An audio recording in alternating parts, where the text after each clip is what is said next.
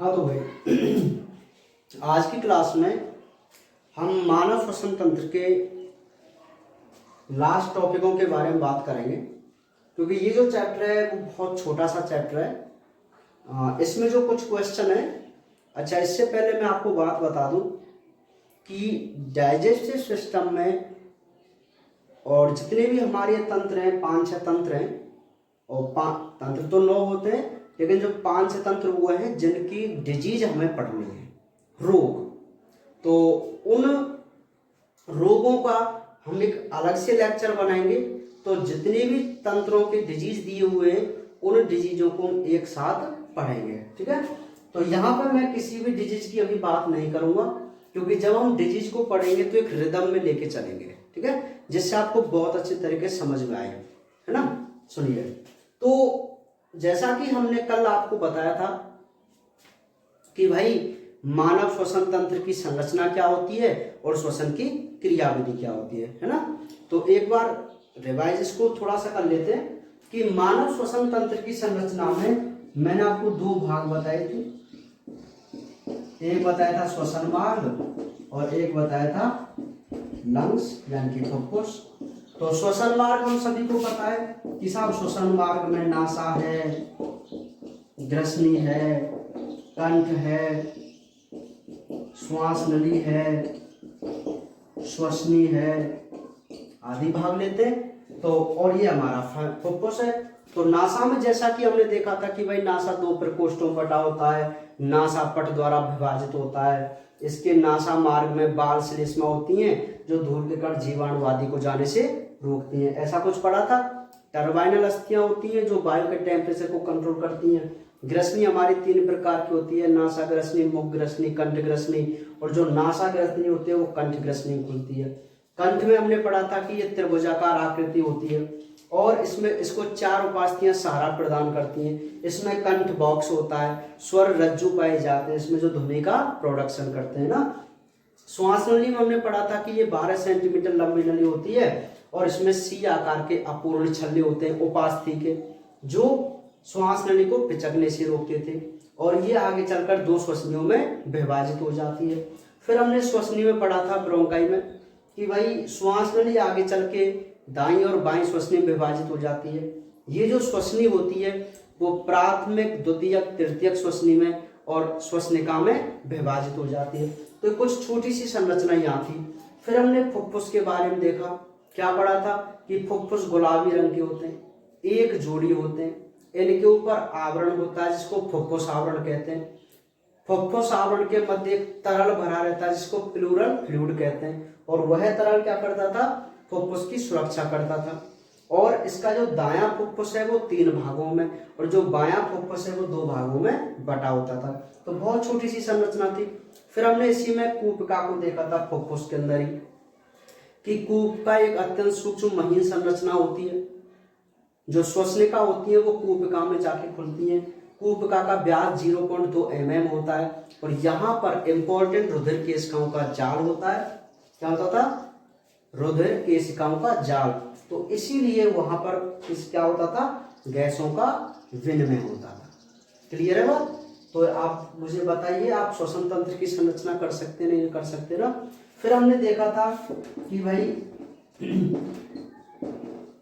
श्वसन की क्रियाविधि समझाइए। तो श्वसन की क्रियाविधि हमने 2 भागों में डिवाइड की थी, एक अंत्य श्वसन और एक बाह्य श्वसन, ठीक है। अंत्य श्वसन और बाह्य श्वसन। तो अंत्य श्वसन की मैं बात करूं तो O2 को अंदर लेना क्या कहलाता है, अंत्य श्वसन कहलाता है। बाह्य श्वसन को उच्च वसन भी बोल सकते हैं, उच्च वसन, उच्च वसन भी बोलते हैं बाह्य श्वसन को ना।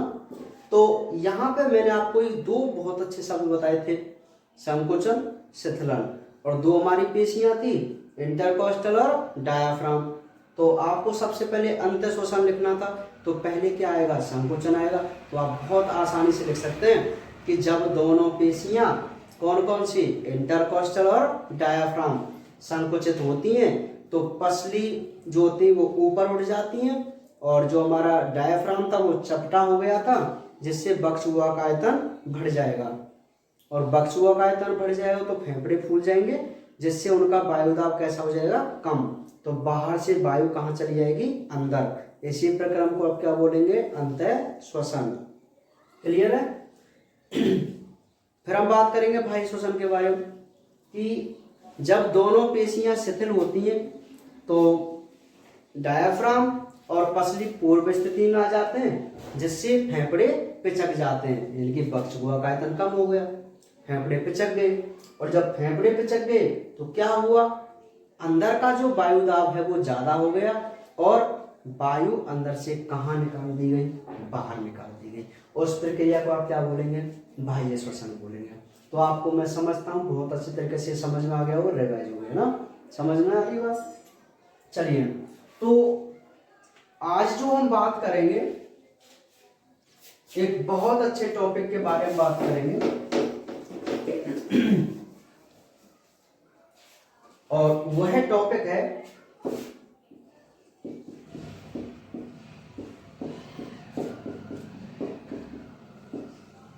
श्वसन संबंधी आयतन। श्वसन संबंधी आयतन बहुत अच्छे तरीके से आपको समझना है। ये दो टॉपिक हैं, एक तो आयतन और एक क्षमता। आयतन और क्षमता में बहुत डिफरेंट होता है।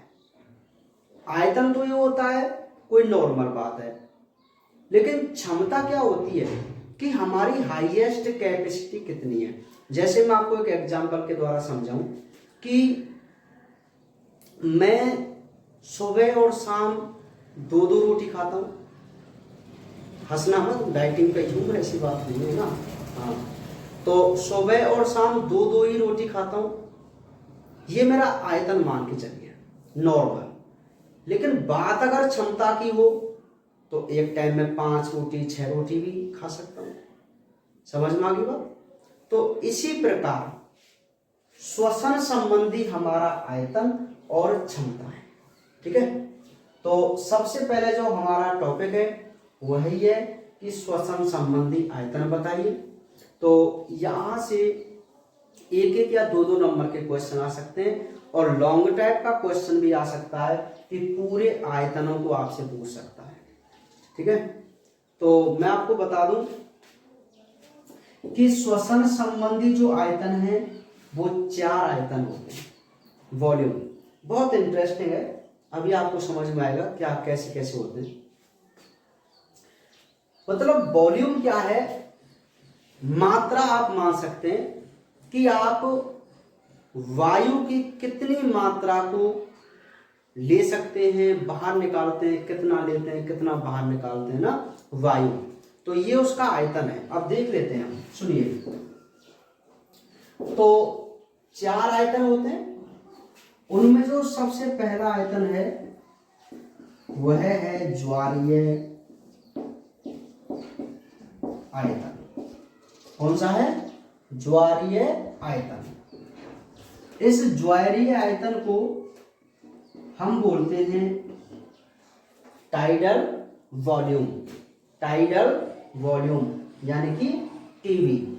ठीक है, सबसे पहला आयतन कौन सा है, ज्वारीय आयतन। ज्वारीय आयतन को हम क्या बोलते हैं, टाइडल वॉल्यूम बोलते हैं, टीवी बोलते हैं। ठीक है, तो देख लेते हैं कि ये ज्वारीय आयतन क्या है। तो सुनिए, सामान्य अंतःश्वसन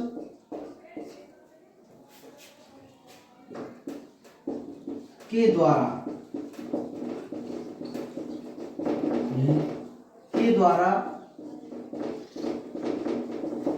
एक बार में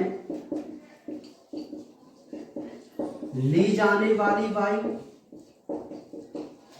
तथा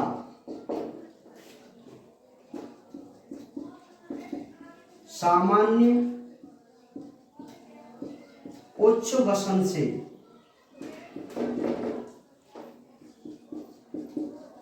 एक बार में निकाली गई वायु की मात्रा टाइडल वॉल्यूम कहलाती है। इसका मान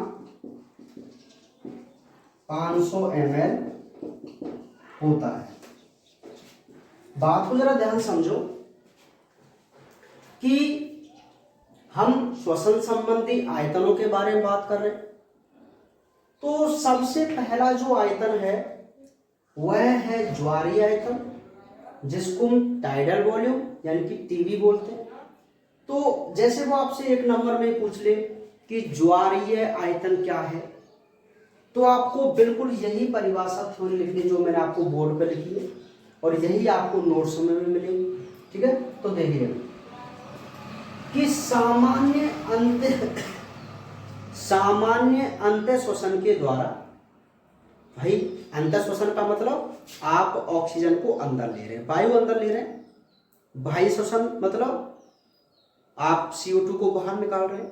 सामान्य कैसे, जैसे अभी जो हम श्वसन प्रक्रिया कर रहे हैं, देखो वायु अंदर जा रही है, बाहर निकल रही है, नॉर्मल है ना, कोई एक्स्ट्रा फोर्स वगैरह कुछ नहीं लगा रहे। तो यही बात वो कहना चाह रहा है कि सामान्य अंत्य श्वसन और सामान्य अंत्य श्वसन के द्वारा एक बार में जो वायु आप लेते हैं और सामान्य बाह्य श्वसन में एक बार जो वायु आप बाहर निकाल रहे हो, इनकी मात्रा मतलब अंदर ली गई वायु की मात्रा और बाहर निकाली गई वायु की मात्रा को हम क्या कहते हैं, ज्वारीय आयतन कहते हैं। देखो बहुत सिंपल है, आप खुद प्रैक्टिकल इस पे कर सकते हैं कि जैसे अभी हम श्वसन प्रक्रिया कर रहे हैं, तो देखिए एक बार में कोई वायु की मात्रा जा रही है अंदर और एक बार में वायु की मात्रा बाहर भी निकल रही है ना। तो बस इसी प्रोसेस को आप क्या बोलेंगे, ज्वारीय आयतन। ठीक है, क्योंकि प्रेजेंट टाइम में जो आप श्वसन प्रक्रिया कर रहे हैं ना, तो वह हमारा कौन सा आयतन है, ज्वारीय आयतन। ठीक है, तो वो ये कहता है कि इसका जो मान है वो कितना है, 500 ml। ये मान आपको बहुत अच्छे तरीके से याद करना है। जैसे मैं आपको बताऊं, ये 500 ml का मतलब क्या है कि मान लीजिए अभी हम नॉर्मल हैं, तो मेरे अंदर जो एक बार में ऑक्सीजन अंदर जा रही है या वायु जो अंदर जा रही है वह कितनी जा रही है, 500 ml। और एक बार में जो अंदर से वायु बाहर निकल रही है वह भी कितनी निकल रही है, 500 ml। नहीं यही बात समझ में भाई, वो कह रहा है ना कि आप सामान्य अंत्य श्वसन द्वारा एक बार में जो वायु ले रहे हो और सामान्य बाह्य श्वसन के द्वारा एक बार में जो वायु बाहर निकाल रहे हो, उस वायु का मान कितना है, 500 ml है। और इस मात्रा को हम क्या बोलते हैं, ज्वारीय आयतन। क्लियर है बात? देखो बहुत सिंपल है। पहला आयतन समझ में आया, टाइडल वॉल्यूम क्या है, ज्वारीय आयतन क्या है। भाई बहुत सिंपल है कि सामान्य अंत्य श्वसन में एक बार में ली गई वायु और सामान्य बाह्य श्वसन द्वारा एक बार में बाहर निकाली गई वायु क्या कहलाएगी, ज्वारीय आयतन कहलाएगी। जिसका मान क्या कहलाता है, जिसका मान कितना होता है, 500 ml। कर सकते हैं नहीं कर सकते ज्वारीय आयतन को, है ना, बहुत सिंपल है। सेकंड जो है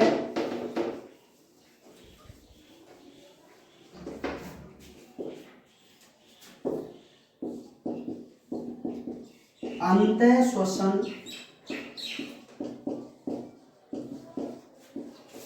आरक्षित आयतन, ये हमारा सेकंड आयतन है जिसको हम बोलते हैं IRV।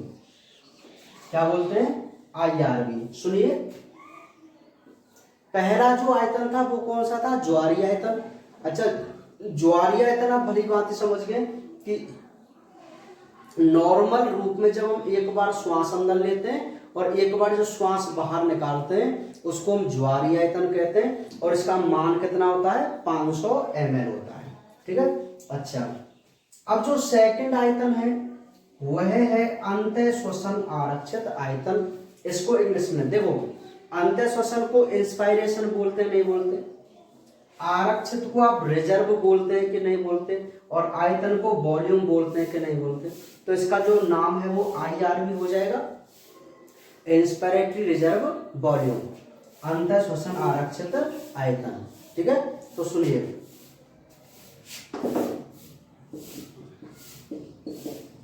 वायु की वह अतिरिक्त मात्रा जो बलपूर्वक अंदर ली जाती है IRV कहलाती है। इसका मान 2500 से 3000 ml होता है। देखिए सुनिए, बहुत सिंपल है, मैं आपको बता दिया ना, हर चीज बहुत सिंपल है अगर आप इसको मन से समझेंगे तो ना। देखिए हमारी जो बात चल रही है वो श्वसन संबंधी आयतन की चल रही है। आयतन मैंने आपको 4 बताए हैं। पहला आयतन ज्वारीय आयतन था, जो कि मैंने आपको बता दिया कि भाई आप जब नॉर्मल रूप से श्वसन प्रक्रिया करते हैं तो वह आपका ज्वारीय आयतन कहलाएगा, जिसका मान कितना होता है 500 ml। नेक्स्ट जो हम सेकंड बात कर रहे हैं वह है अंतः श्वसन आरक्षित आयतन IRV। तो आपको पता होना चाहिए IRV क्या है। देखो एक बहुत प्रैक्टिकली आप समझना कि अभी जो हम श्वास अंदर ले रहे हैं वो नॉर्मल रूप से ले रहे हैं, तो आप इसको क्या बोलेंगे, ज्वारीय आयतन बोलेंगे।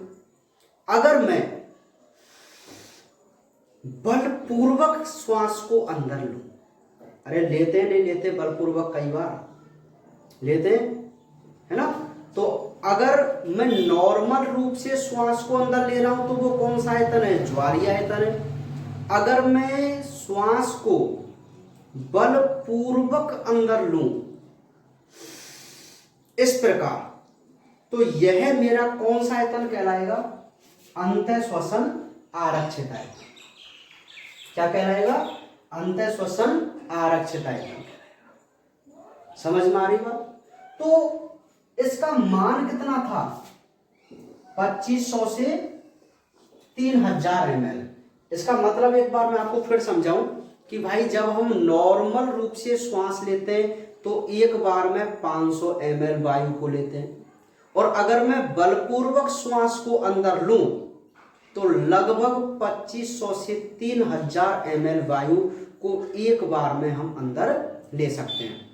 और ये कैसे ले रहे हैं भाई हम, बलपूर्वक। कैसे, बलपूर्वक। तो आप इस आयतन को क्या बोलेंगे, अंतः श्वसन आरक्षित आयतन। क्लियर है बात। अब बताओ दोनों आयतन समझ में आए नहीं आए, इनमें डिफरेंट आपको जरूर करना है तभी समझ में आएगा आपको ना। अंतर कि भाई ज्वारीय आयतन में तो हम नॉर्मल रूप से श्वास ले रहे थे, अंतः श्वसन आरक्षित आयतन में क्योंकि नाम में क्या जुड़ा हुआ है, परिभाषा में अंतः श्वसन, तो जरूरी है किससे रिलेटेड है, श्वास को अंदर लेने से। तो आप बलपूर्वक जो श्वास लेते हो उसको हम क्या बोलते हैं, अंतः श्वसन आरक्षित आयतन बोलते हैं, और इसका मान कितना आता है 2500 से 3000 ml। क्लियर है बात। अच्छा, तो 2 आयतन समझ में आ गए आपको। ठीक है।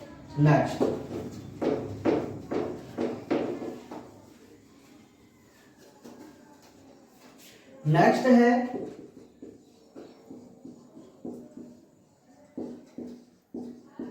बाह्य श्वसन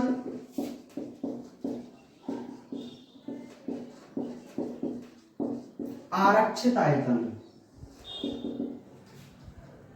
बाह्य श्वसन आरक्षित आयतन यानी कि ERV। ठीक है। देखो पहले आयतन में हमने अंतः श्वसन और बाह्य श्वसन दोनों को कॉमन लिया था। सेकंड आयतन में हमने केवल अंतः श्वसन को ही लिया था, और थर्ड में हम कौन सा ले रहे हैं, केवल बाह्य श्वसन। रिजर्व वॉल्यूम ERV, क्योंकि E का मतलब एक्सपायरेटरी होता है, तो ERV। अब आप सेम परिभाषा है भाई, अंतः श्वसन आरक्षित आयतन में आपने क्या किया था कि बलपूर्वक श्वास को अंदर लिया था। अब आप क्या करेंगे कि बलपूर्वक श्वास को बाहर निकालेंगे। निकालते हैं ना, नहीं निकालते ऐसे, तो वही परिभाषा है कि वायु की अतिरिक्त मात्रा जो बलपूर्वक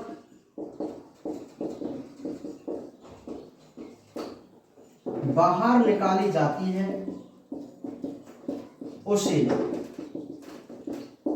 ERV कहते हैं। इसका जो मान होता है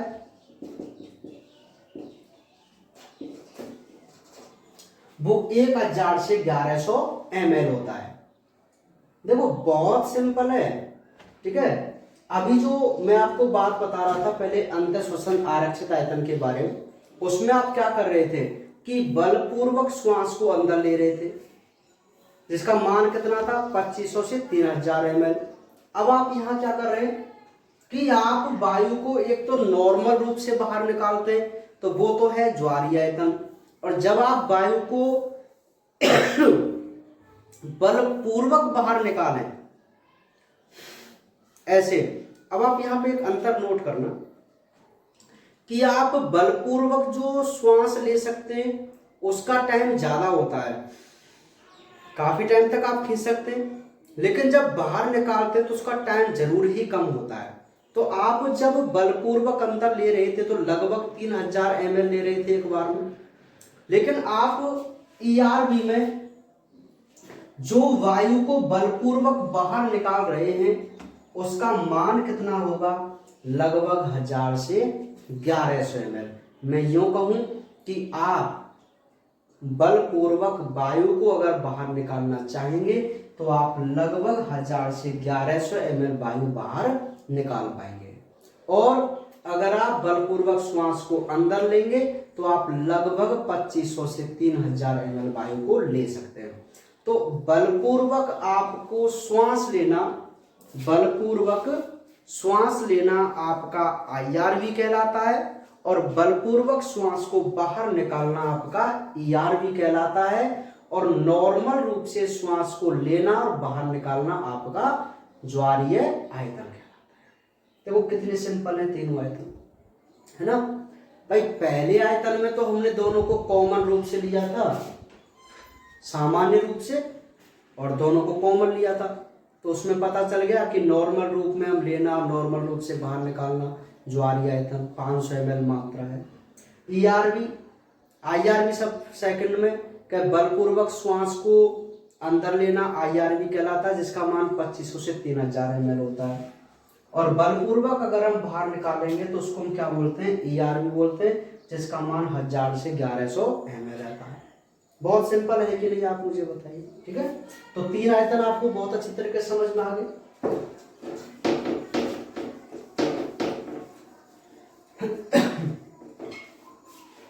चौथा जो आयतन है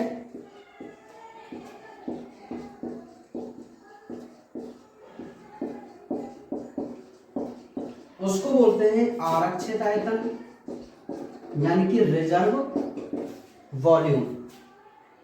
आरक्षित आयतन यानी कि रिजर्व वॉल्यूम। तो ये क्या है कि बलपूर्वक उच्च वसन के बाद फेफड़ों में जो वायु बची रहती है उसे RV कहते हैं। इसका इसका मान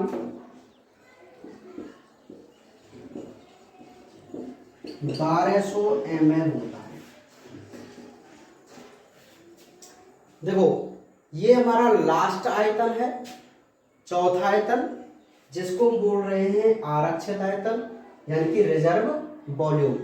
तो वो ये कह रहा है कि आपने जब वायु को बलपूर्वक बाहर निकाल दिया, क्योंकि उच्छ्वसन का मतलब बाहर निकालना, कि जब आप वायु को बलपूर्वक बाहर निकाल देते हैं तब भी आपके फेफड़ों में कुछ वायु की मात्रा रिजर्व रह जाती है।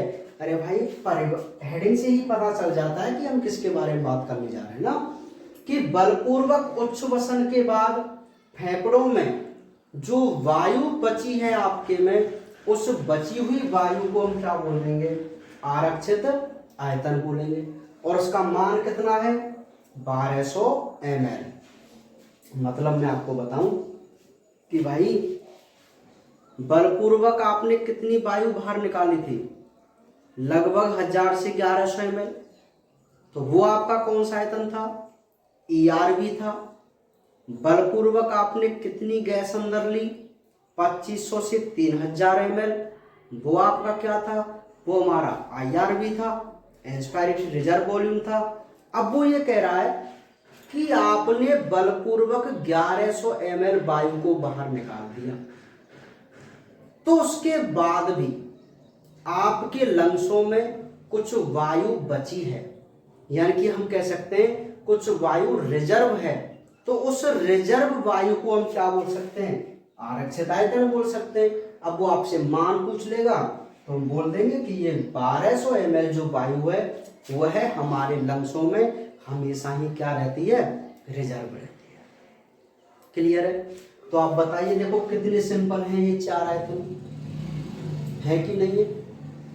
4 आयतन है क्या सिंपल, बहुत सिंपल है। ठीक है,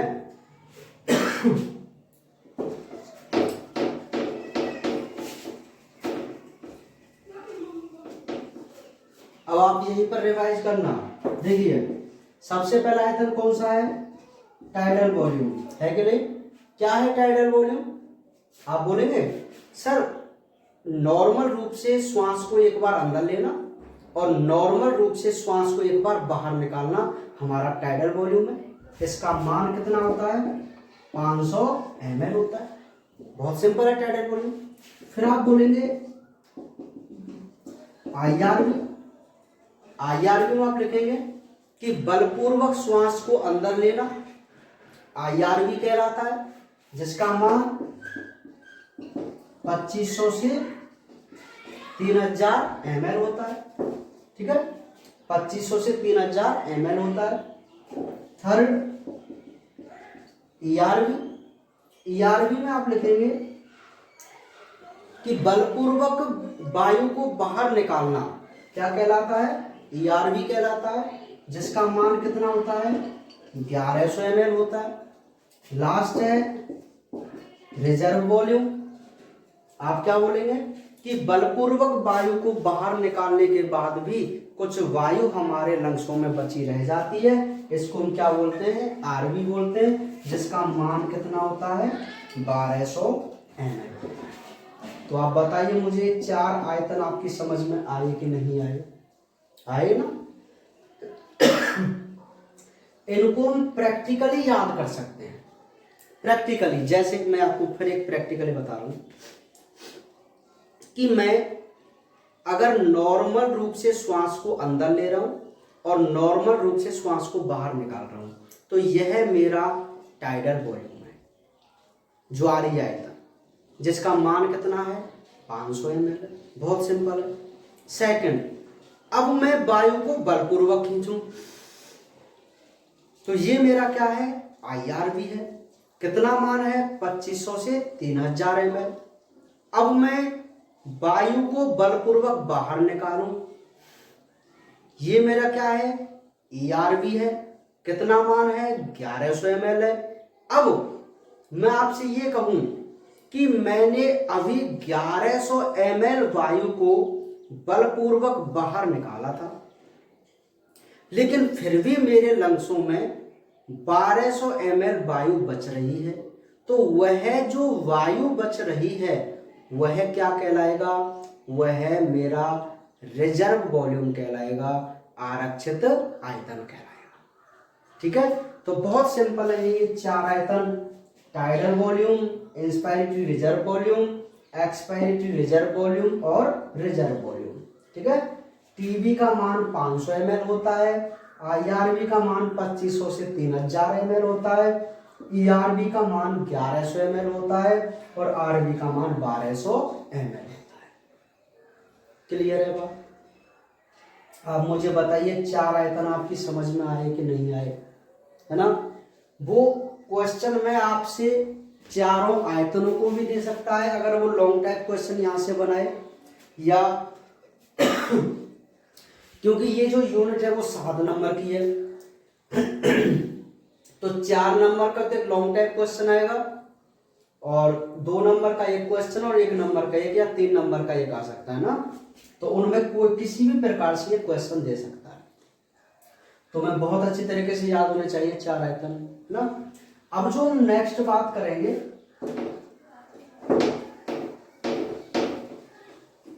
वह करेंगे अपने श्वसन संबंधी क्षमताएं। श्वसन संबंधी क्षमताएं, तो बात हम श्वसन संबंधी क्षमता के बारे में कर रहे थे। तो आयतन तो आपको समझ में आ गए। हमारी जो क्षमताएं होती हैं वो 5 क्षमताएं होती हैं, 5। तो जो सबसे पहली क्षमता है नंबर 1, वह है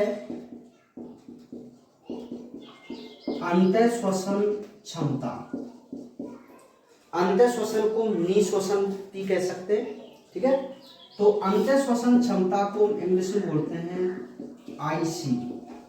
आई का मतलब इंस्पायरेटरी, सी का मतलब कैपेसिटी, तो आईसी यानी कि अंतःश्वसन क्षमता।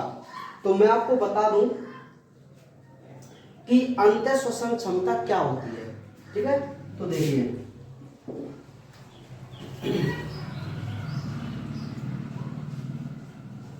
अधिकतम प्रयासों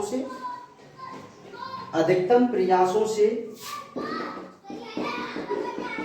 जो वायु की मात्रा अंदर ग्रहण की जा सकती है उसे आईसी कहते हैं। जो वायु की मात्रा अधिकतम प्रयासों से, या मैं यूं कहूं कि वायु की वह अधिकतम मात्रा जो एक बार में ग्रहण की जा सकती है उसे हम क्या बोलते हैं? आईसी कहते हैं।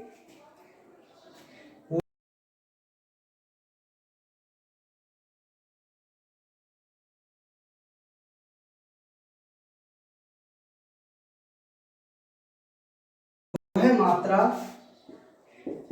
जो एक बार अंदर ग्रहण की जा सकती है उसे हम आईसी कहते हैं ना, इंस्पायरेटरी क्षमता बोलते हैं। इसका जो इसमें टीबी प्लस आईआरबी भाग लेते हैं और इसका जो मान होता है वह 3500 ml होता है। अच्छा, अभी आपको यही एक पहला पॉइंट समझना है। जब आप इसको समझ लेंगे तो अगले और आपको अच्छी तरीके से समझ में आएंगे। देखिए जैसा कि मैंने आपको बताया था कि आयतन और क्षमता में बहुत अंतर है। जब हम अंतःश्वसन आयतन के बारे में बात कर रहे थे तो हम नॉर्मल रूप से कितनी ले रहे थे? 500 ml, और बलपूर्वक कितनी ले रहे थे?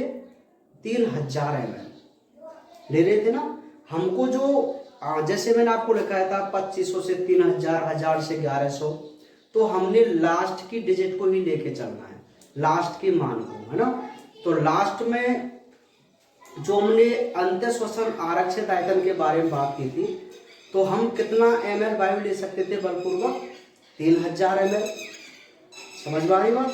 तो क्या है कि भाई वायु की वह अधिकतम मात्रा, क्योंकि अंतः श्वसन की बात चल रही है, तो वायु की वह अधिकतम मात्रा जिसे हम एक बार में अंदर ग्रहण कर सकते हैं उसको हम क्या बोलते हैं, इंस्पायरेटरी कैपेसिटी या अंतः श्वसन क्षमता बोलते हैं। इसमें टीवी और आईआरबी भाग लेते हैं। मतलब भाई अंदर लेने की बात चल रही है तो आप देखिए, नॉर्मल रूप में आप श्वास को अंदर लेते हैं तो आप उसको क्या बोलते हैं, टाइडल वॉल्यूम बोलते हैं कि नहीं बोलते। और बलपूर्वक जो आप श्वास अंदर लेते हैं उसको आईआरबी बोलते हैं कि नहीं बोलते, बोलते हैं ना। तो भाई मैं ये भी तो कह सकता हूं कि दोनों को अगर मिला दिया जाए, सामान्य श्वसन को और बलपूर्वक श्वसन को, तो हम, क्योंकि हम कैपेसिटी के बारे में बात कर रहे हैं, क्षमता के बारे में बात कर रहे हैं, तो मैं आपको बता दूं कि वायु को अंदर लेने की जो हमारी कैपेसिटी है, आप मुझे बताइए वो 3500 ml है कि नहीं।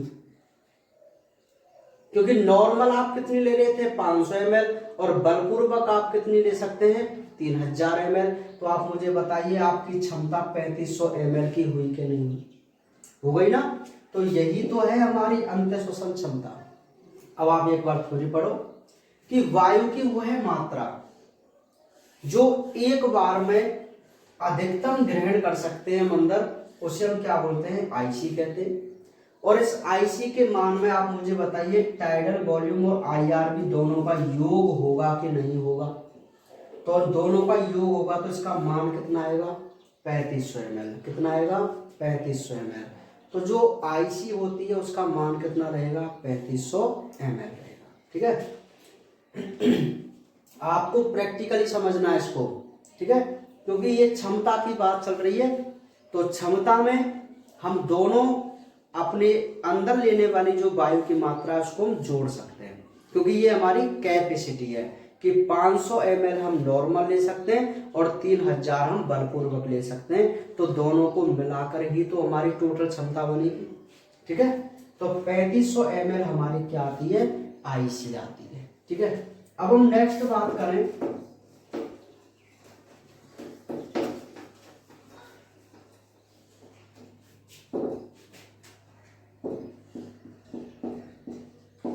बाह्य श्वसन क्षमता, जिसको हम ईसी बोल सकते हैं, एक्सपायरेटरी कैपेसिटी। भाई बाह्य श्वसन क्षमता या उच्च श्वसन क्षमता आप इसको बोल सकते हैं। तो इसमें भी वही बात आएगी कि वायु की वह मात्रा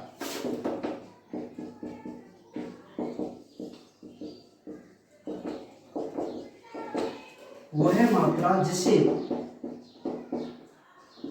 एक बार में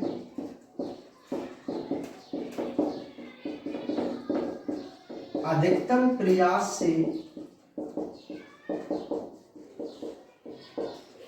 बाहर निकाल सकते हैं,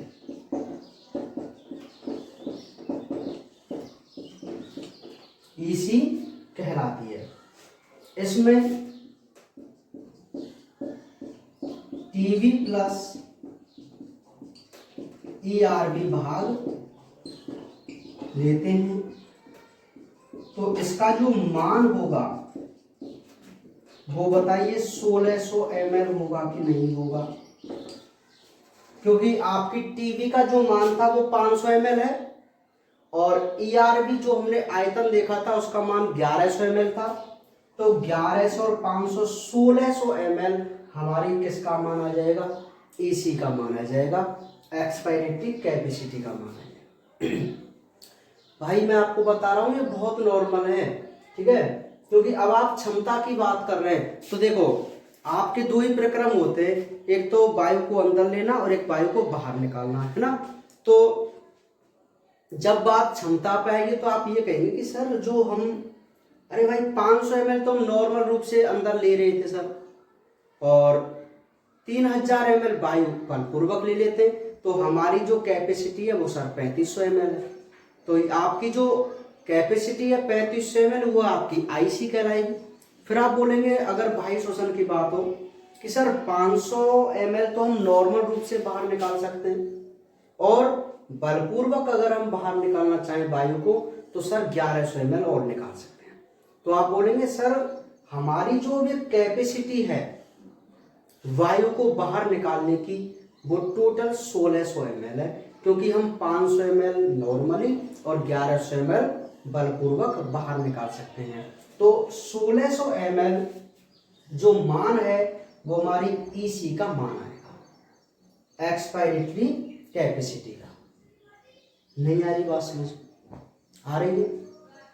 क्षमताएं चल रही हैं। सबसे पहली क्षमता IC देखी थी, तो आप समझ जाएंगे कि वायु को अंदर लेने की बात चल रही है, क्षमता है। तो आप बोलेंगे हमको टोटल मिला के चलना है, तो आपको पता है 500 ml आपने नॉर्मल अंदर ली थी वायु, 3000 ml आपने बलपूर्वक ली थी, तो दोनों को मिलाकर आपकी IC बन जाएगी 3500 ml। सेम पैटर्न बाह्य शोषण क्षमता। क्लियर है बात? चलिए अब जो थर्ड है,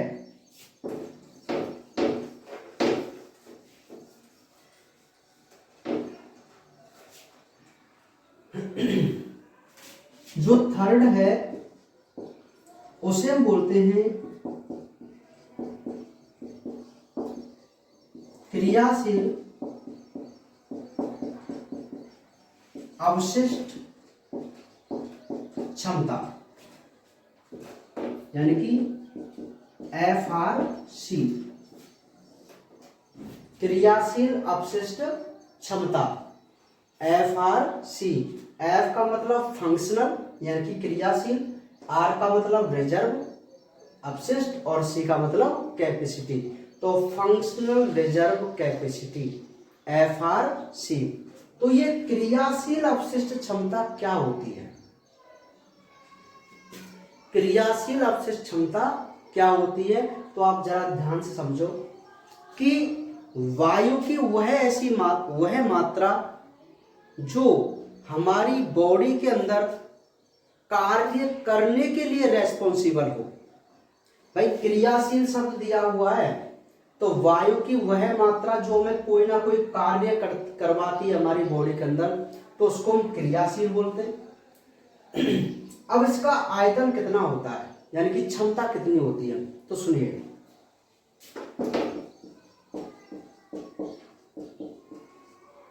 सामान्य उच्च वसन के बाद जो वायु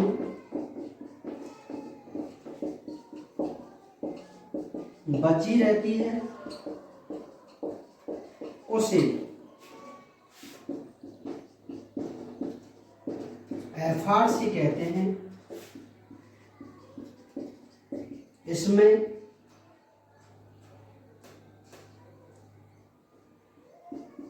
IRV प्लस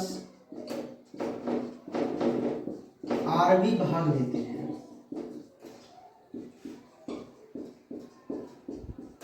इसका मान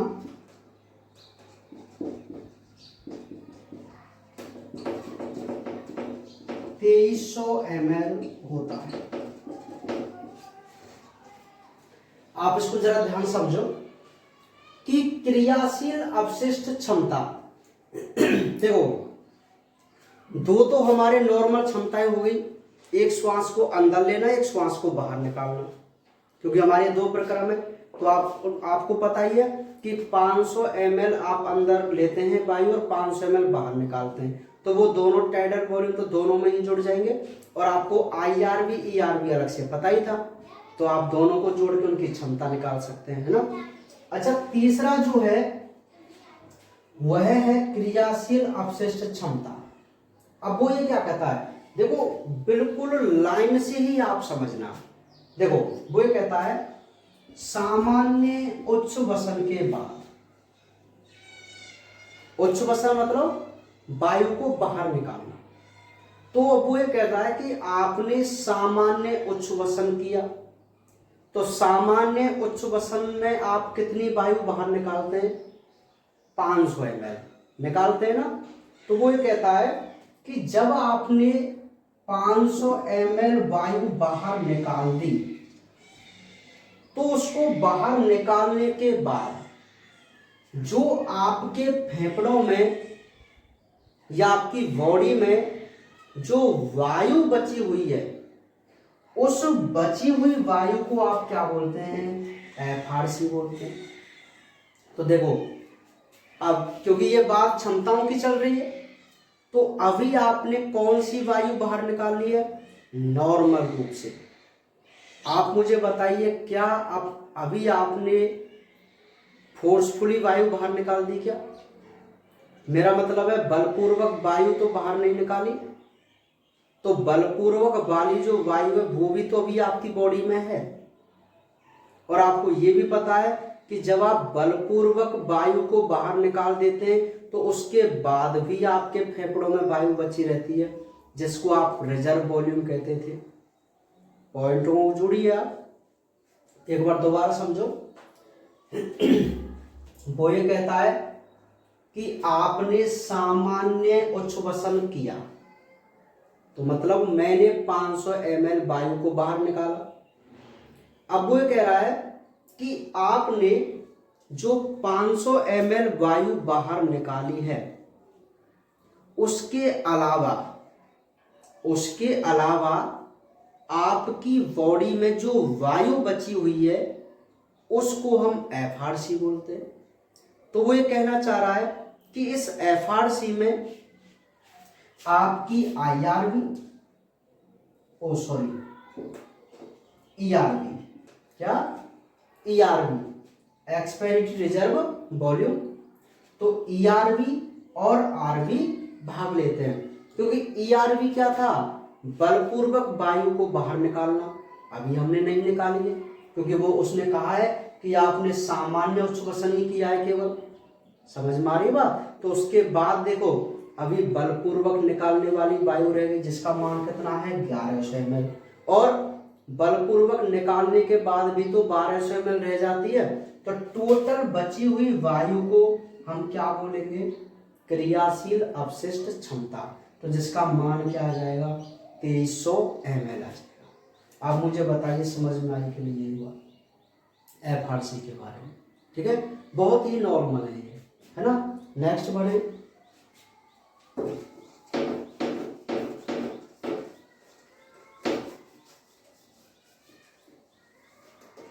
जो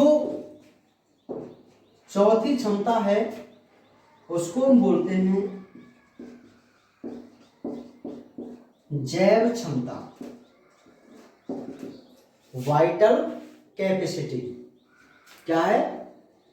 वाइटल कैपेसिटी। तो जैव क्षमता क्या है? बहुत छोटी सी परिभाषा है।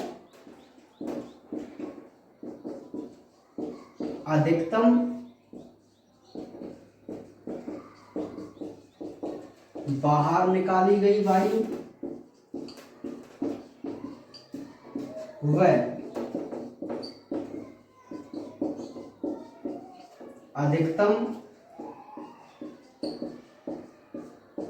अंदर ली गई वायु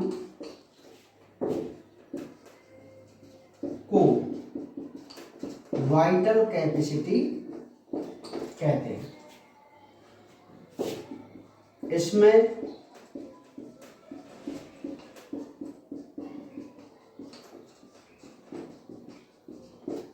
टीवी प्लस आईआरवी और ईआरवी भाग लेते हैं। TV plus IRV plus ERV भाग लेते हैं। बात को जरा ध्यान समझो। वो ये कहता है कि जैव क्षमता, तो उसने कहा कि आप अधिकतम जो वायु बाहर निकालते हैं या अधिकतम जो वायु आप अंदर लेते हैं, उस वायु का दोनों का मान मिलाकर आपकी क्या कहलाती है? Vital capacity. तो देखिए 3500 ml हम अधिकतम वायु ले सकते हैं ना, पता है ना आपको। देखो अधिकतम मतलब मैं आपको यूं कहूं, बलपूर्वक की बात करूंगा ना, कि बलपूर्वक अंदर ली गई, बलपूर्वक बाहर निकाली गई। अच्छा, एक नॉर्मल जो है उसको हम कॉमन ले लेते हैं, जो टाइडल वॉल्यूम है वो इन दोनों में इंक्लूड होती है ना भाई, IRV और ERV दोनों में इंक्लूड होती है कि नहीं होती है ना। तो इसको हम क्या करते हैं, इसको हम कॉमन ले लेते हैं। तो IRV का मान कितना है 3000 ml प्लस 500 कर देंगे हम, या दोनों में ही 500 करेंगे, तो एक में हम ऐड कर देते हैं IRV कर देते हैं, ठीक है। तो 3500 ml हमारी टोटल जो है IC का मान है, या मैं ये कहूँ कि अधिकतम अंदर ली गई वायु का मान है कितना 3500 ml। और आपने अधिकतम बाहर कितनी निकाली है ERV, मतलब 1100 ml। तो इसका टोटल जो मान है वो कितना आएगा 4600 ml। कितना आएगा 4600 ml। तो जो हमारी वाइटल कैपेसिटी है, जैव क्षमता है, उसका मतलब होता है अधिकतम बाहर निकाली गई वायु और अधिकतम अंदर बही गई वायु का हम क्या बोलते हैं VC बोलते हैं। और इसमें PV plus IRV plus ERV भाग लेते हैं, जिसका मान कितना होता है 4600 ml होता है, ठीक है। आपको ये बिल्कुल याद करना है इसी प्रकार, है ना, वाइटल कैपेसिटी। अब जो हमारी लास्ट क्षमता है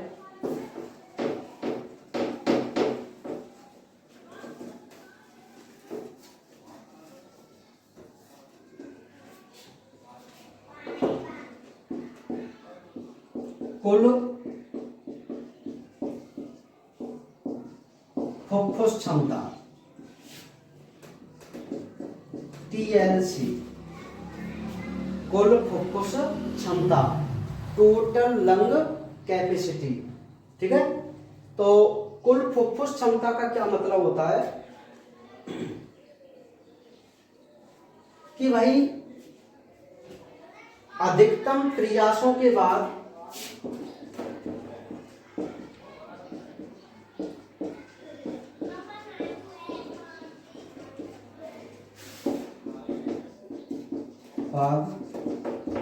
फेफड़ों में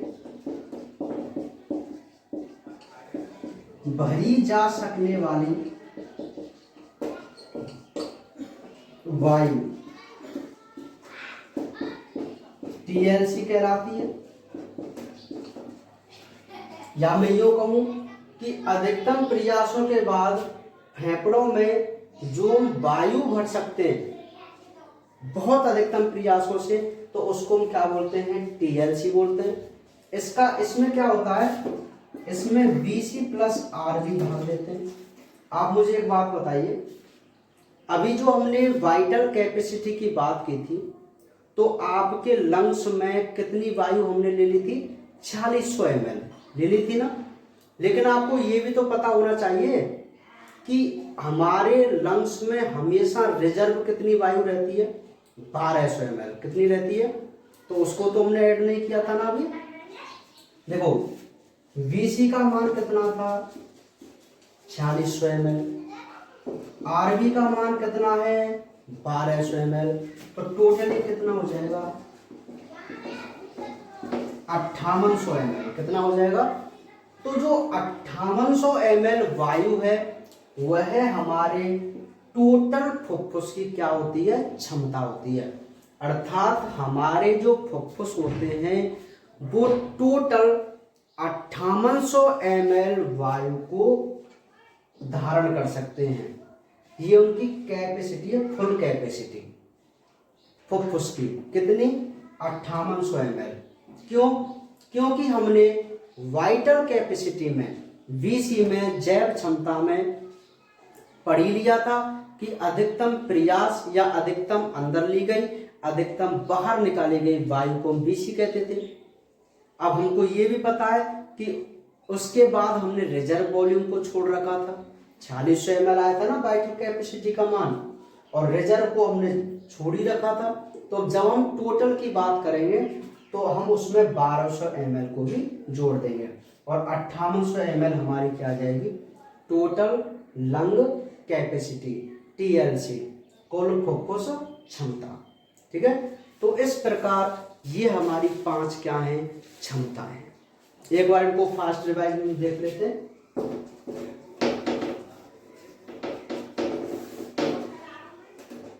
देखो पहली जो कैपेसिटी है वो आईसी है। आईसी में आपको पता है क्या, अरे अधिकतम भरी गई वायु हमारी आईसी कहलाती है। और अधिकतम आप कितना भर सकते हैं भाई, जिसमें टीबी और कौन भाग लेता है, आईआरबी। तो 3500 ml हमारी आईसी होती है। ईसी की अगर हम बात करें तो इसमें भी हमारी टीबी प्लस ईआरबी भाग लेती है। तो मान कितना आएगा, 1600 ml आएगा, नहीं आएगा भाई। आईसी का क्या मतलब हुआ था, इंस्पायरेटरी कैपेसिटी। आप जब अधिकतम प्रयासों से अधिकतम जो वायु आप अंदर ले रहे हैं उसको आप आईसी कहते थे। और आईसी में क्या होता था कि टीबी और आईआरबी भाग लेते हैं, तो टोटल मान कितना आ जाएगा, 3500 ml। इसी प्रकार ईसी में क्या आ जाएगा कि वायु की वह अतिरिक्त मात्रा जो एक बार में अंदर या बाहर निकाली जा सकती है, तो उसको हम क्या बोलते हैं, ईसी बोलते हैं। तो ईआरबी और टीबी जिसमें आएगा, जिसका मान कितना आएगा, 1600 ml। ऐसे ही हमने देखा था एफआरसी को। एफआरसी में हमने क्या कहा था कि अगर हम सामान्य रूप से वायु को बाहर निकाल दें, सामान्य, तो वायु जो बची रहेगी उसको हम एफआरसी कहते थे। तो हमको पता था कि इसमें 1100 ml तो ईआरबी थी और 1200 ml हमारी आरबी थी। तो टोटल 2300 ml हमारी क्या आती है, एफआरसी आती है। फिर हमने देखा था वाइटल कैपेसिटी। तो वाइटल कैपेसिटी में क्या था कि अधिकतम भरी गई और अधिकतम निकाली गई वायु की मान को, मात्रा के मान को क्या कहते हैं, वीसी कहते हैं। तो अधिकतम आप कितनी ले सकते हैं, 3500, निकाल कितनी सकते हैं बलपूर्वक, या अधिकतम 1100। तो टोटल वीसी का मान क्या आता है, 4600 ml। क्या आता है, 4600। और जो लास्ट है हमारा वह है टीएलसी, कुल फुफ्फुस क्षमता। तो इस टीएलसी में क्या था भाई कि अधिकतम प्रयासों से फुफ्फुस की, अधिकतम प्रयासों से अंदर ली जाने वाली या फुफ्फुस द्वारा धारण की जाने वाली वायु को हम क्या बोलते हैं, टीएलसी। और उस टीएलसी में क्या था, 4600 जो ml था वो तो बीसी का मान था और 1200 ml हमारी रिजर्व वॉल्यूम का मान था। और टोटल हमारी 5800 ml वायु, यानी कि 5800 ml जो है वो हमारी कुल फुफ्फुस क्षमता होती है। ठीक है, तो इस प्रकार ये हमारे श्वसन संबंधित 4 आयतन और श्वसन संबंधित 5 क्षमताएं, जो कि बहुत ही इंपॉर्टेंट है। ठीक है, अच्छा, इसके बाद एक लास्ट छोटा सा टॉपिक है और वो टॉपिक है कृत्रिम श्वसन।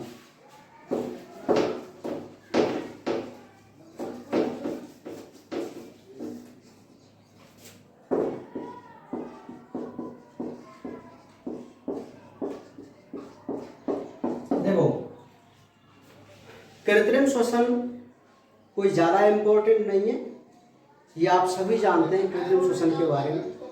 तो देखिए, कोई भी व्यक्ति जब किसी दुर्घटना का शिकार हो जाए, जैसे डूब जाता है पानी में या करंट लग जाता है ना, या कोई दुर्घटना हो जाती है, तो होता क्या है कि उसका हार्ट और लंग्स तो काम करते, लेकिन जो श्वास है वो अंदर नहीं जा पाती, बाहर नहीं निकल पाती है ना।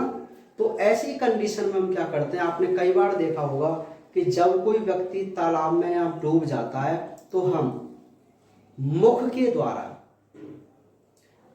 कृत्रिम श्वसन में एक मुख विधि होती है, यही प्रचलन में होती है। तो आपने देखा होगा कि हम मुख के द्वारा उस व्यक्ति के अंदर वायु को प्रवेश कराते हैं, उसी को हम क्या बोलते हैं, कृत्रिम श्वसन बोलते हैं। ठीक है, और कोई खास ज्यादा बड़ी बात नहीं है, आप इसको नोट्सों से ही समझ सकते हैं। ठीक है, तो अब जो ये हमारा आज का जो चैप्टर है 23 मानव का श्वसन तंत्र, वो बिल्कुल कंप्लीट है। इसकी जो डिजीज रह गई है, उन डिजीजों का हम केवल एक ही चैप्टर बनाएंगे, सभी चैप्टरों का। ठीक है, तो मैं समझता हूँ आपको अच्छी तरीके से समझ में आ गया होगा। तो मानव श्वसन तंत्र में जो क्वेश्चन है वो श्वसन तंत्र की संरचना, श्वसन की क्रियाविधि, आयतन और क्षमताएं, केवल यहीं से आपके क्वेश्चन बनेंगे। ठीक है, तो नेक्स्ट क्लास में हम 24 चैप्टर जिसमें हम अपने हार्ट के बारे में यानी कि रक्त परिसंचरण तंत्र के बारे में बात करेंगे। आज के लिए केवल इतना ही। ठीक है।